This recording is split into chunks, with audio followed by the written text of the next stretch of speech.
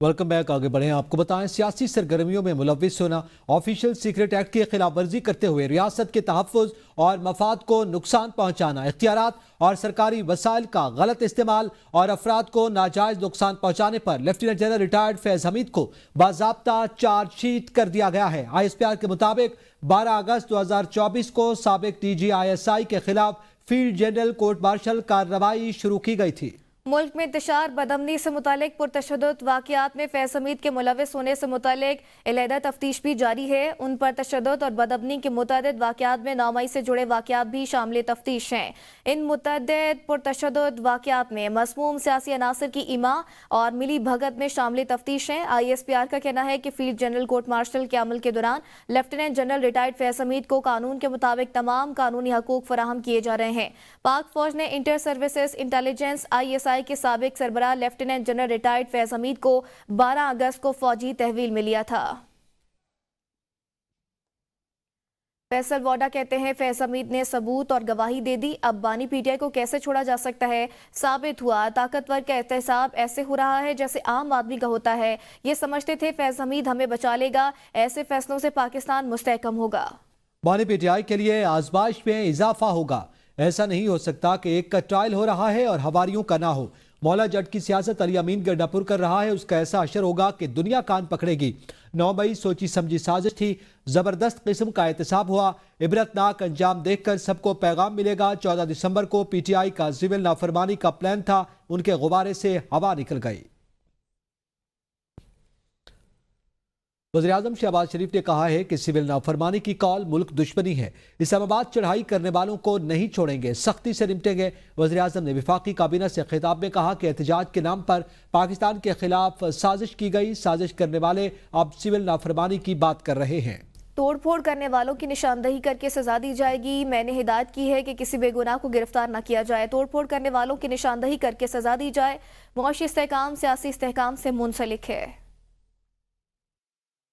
जिन्होंने इस्लामाबाद पर जो चढ़ाई करने की एक इंतहाई नापाक कोशिश की, उसमें जो उन्होंने तोड़ फोड़ की, जिन्होंने उसकी मैंने एक मीटिंग की थी और ये वाज़ेह हदायत दी थी कि जो इसमें इस इंतहाई पाकिस्तान के ख़िलाफ़ जो साजिश की गई, इसमें जो मुलव्वस हैं सबूत के साथ उनको किसी सूरत में नहीं छोड़ा जाएगा।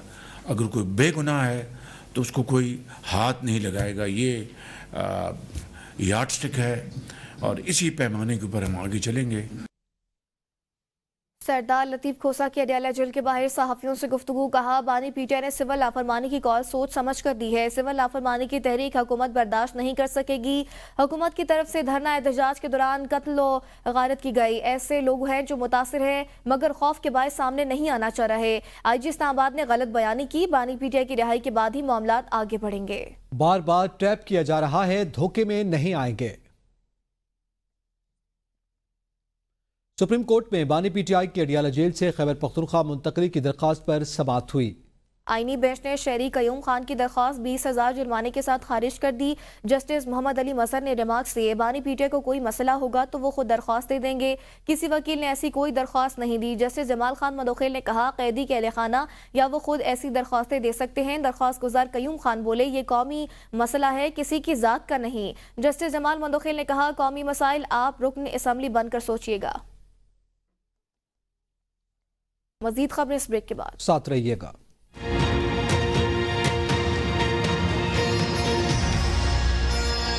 Welcome back. कौमी असम्बली में वफाकी वज़ीर दिफा ख्वाजा आसिफ इज़हार ख्याल कर रहे हैं। कुछ 70 कहता रहा है, जो 12 का जिक्र इन्होंने किया ना, अभी तक उन्होंने कोई ID कार्ड नंबर, कोई जनाजे, कोई कब्रें, कोई वरसा कोई सामने नहीं आया।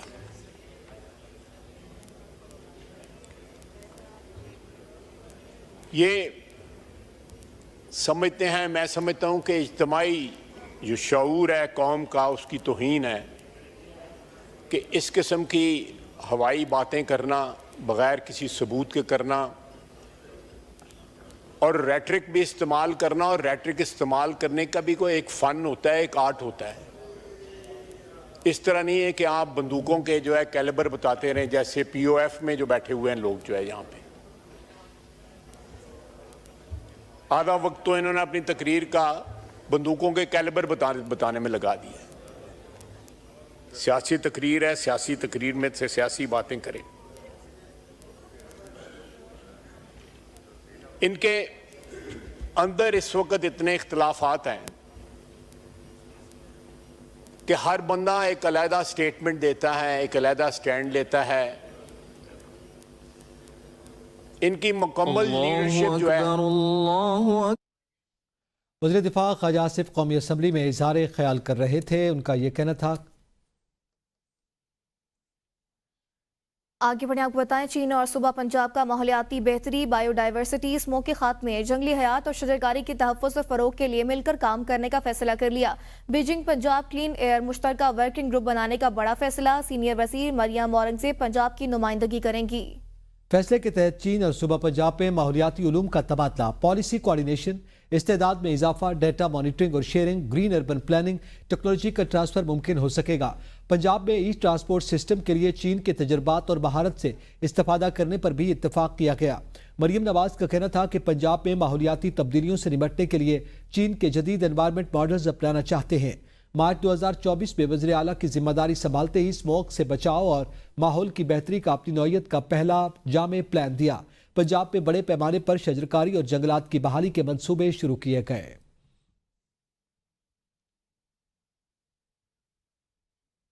रुक करेंगे कौमी असम्बली का, जहां पे वज़ीर दिफा ख्वाजा आसिफ इज़हार ख्याल कर रहे हैं। क्या है कि जब ये बरास्ता मुनाल भागे हैं यहाँ से, तो बुशरा बीबी इनके साथ थी।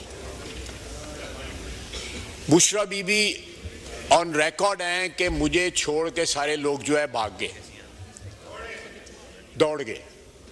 चले मैं तरमीम कर लेता हूँ। भगौड़े ये सारे लोग भाग गए। और दूसरा ये भी ऑन रिकॉर्ड है कि जब अली अमीन गंडापुर साहब की गाड़ी पे हमला हुआ, इनके वर्करों ने उनको डंडे मारे, उनके गाड़ी को तोड़ने की कोशिश की। जब वो भाग रहे थे तो उनके गार्ड्स ने जो है फायरिंग की अपने वर्करों के ऊपर। यह भी चीज ऑन रिकॉर्ड है। सर, ये कम से कम इस हाउस के सामने कोई यूनिफाइड किस्म का बयान जो है, जिसमें कोई तसलसल हो, जिसमें कोई कोहेरेंस हो, जिसमें कॉन्ट्रडिक्शंस ना हो, वो तो कम से कम पेश करें। अपना रिकॉर्ड जो है वो तो स्ट्रेट कर लें। एक बात पे मुझे बड़ा अफसोस हुआ कि इन्होंने अब एक नया कार्ड जो है प्ले करना शुरू किया है, और उस सुबाइयत का कार्ड है। एक शख्स हमारे यहां पे 11-12 साल हुक्मरान रहा, उसका नाम अयूब खान था। बांग्लादेश बनने की रिस्पॉन्सिबिलिटी उस पर जाती है, बल्कि उसने बाकायदा कैंपेन चलाई बांग्लादेश बनाने की कि मशरकी पाकिस्तान अलहदा हो जाए। आज उसके रिश्तेदार जो हैं यहाँ पे सुबाइयत का कार्ड खेल रहे हैं। इस मुल्क के ऊपर जनाब डिप्टी स्पीकर, जितना हक किसी पंजाबी, सिंधी, बलोची का है, उतना ही पश्तून का है। हम 4 भाई हैं इस खानवादे में जिसका नाम पाकिस्तान है। अब अगर इनके कहने पे किसी और सूबे से एक बंदा भी ना आए, जनरल सेक्रेटरी साहब इनके अकेले अपनी गाड़ी में लाहौर फिरते रहे, और जहां पे 4 बंदे इकट्ठे हुए थे वहां पे वो ना पहुंचे, तो इसमें लोगों का क्या कसूर है?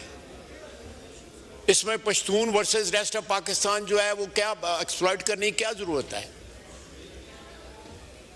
और वहां से भी अगर सरकारी मुलाजिम लाए जाते हैं, वहां से पुलिस जो है सफेद लिबास में लाई जाती है, और ये सारा उस वक्त उनको ख्याल नहीं आता कि वो भी पश्तून हैं। पारा चिनार में जो कत्लेआम हो रहा है, वहां पे एक दूसरे से लड़ रहे हैं, तो चीफ मिनिस्टर का वो भी तो जिम्मेदारी बनती है कि अपने सूबे में अमन कायम करे, अपने सूबे में जो है जो हकूक हैं अपने सूबे के रहने वालों के, उनके हकूक जो है बजा लाए। उनको छोड़ के उन्होंने इस्लामाबाद पे चढ़ाई की, और उसका नतीजा क्या निकला? तीसरी दफा जो है वो चढ़ाई इनकी नाकाम हुई। और ये लीडरशिप जानती है इनकी, मैं नाम नहीं लेना चाहता, कि बानी पीटीआई ने संजानी का एग्री किया जब रात को 10 बजे जेल खोली गई, लेकिन उनकी बेगम साहबा ने रिफ्यूज कर दिया। उसने कहा, मैं उनको इल्जाम नहीं देता, क्राउड देख के वैसे ही बंदे का जो मीटर फिर जाता है कि इतना क्राउड था, उन्होंने कहा जी चलें जी डी चौक चलते हैं। और ये जो है उसके बाद जब ये वहां से पसपा हुए हैं, भागे हैं, दुम दबा के भागे हैं, सारी की सारी लीडरशिप अपने वर्करों को छोड़ के भागी है। और वर्कर वीडियो मौजूद है, आप इस हाउस में उस दिन की वीडियो चलाएं, आपको पता लग जाएगा कि गोली किसने चलाई, फायरिंग किसने की, कौन वहां से भागा, कौन बड़के लगा रहा था। और जब कन्फ्रंटेशन का मौका आया, जब धरने का मौका आया या खड़े रहने का मौका आया, तो कौन कौन वहां से भागा है। और इनको ये रास्ता मिल गया हुआ है, सारे जो मुनाल के रास्ते भागते हैं। तीनों दफा जब ये भगौड़े हुए हैं, चीफ मिनिस्टर साहब तीनों दफा पहले केपी खड़े होते हैं, उसके बाद कोसार कॉम्प्लेक्स खड़े होते हैं, उसके बाद पहाड़ पे चढ़ जाते हैं, उसके बाद 12 जिलों से जो है पेशावर पहुंच जाते हैं। जनाब स्पीकर, ये तौहीन है इज्तिमाई शऊर की जो ये बातें करते हैं। मैं लंबी बात नहीं करना चाहता, क्योंकि मेरे पास तो बंदूक का या कोई लाइसेंस भी नहीं है, मैं जानते नहीं हूँ क्या रेंज होती है और कौन सी स्नाइपर राइफल होती है और कौन सी फलानी होती है, रेमिंगटन वगैरह क्या क्या इन्होंने बात। लेकिन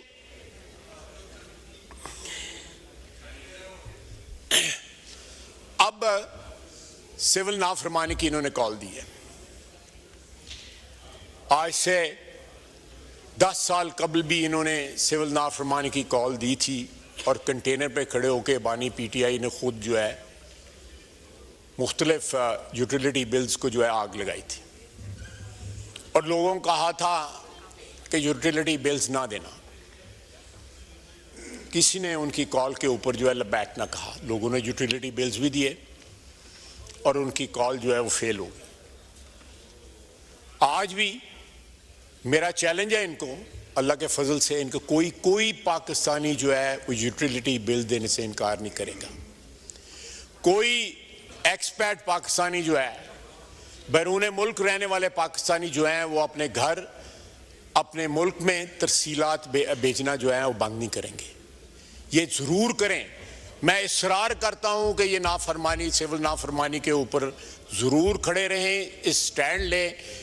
इंशाअल्लाह ताला ये जिस तरह इनके 3 हमले जो हैं वो फेल हुए हैं, इसी तरह ये सिविल नाफरमानी की कॉल भी जो है फेल होगी।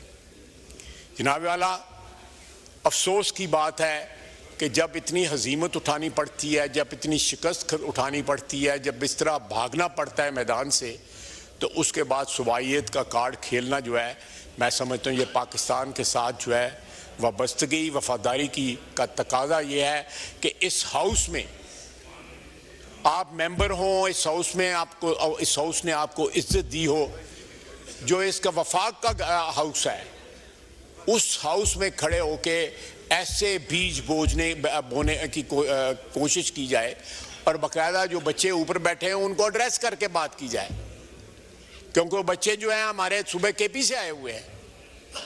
इससे ज्यादा घटिया और क्या हरकत हो सकती है? सर, ये डीएनए पे बड़ा डिपेंड करता है, बहुत डिपेंड करता है डीएनए के ऊपर कि इंसान का डीएनए किस किस्म का है।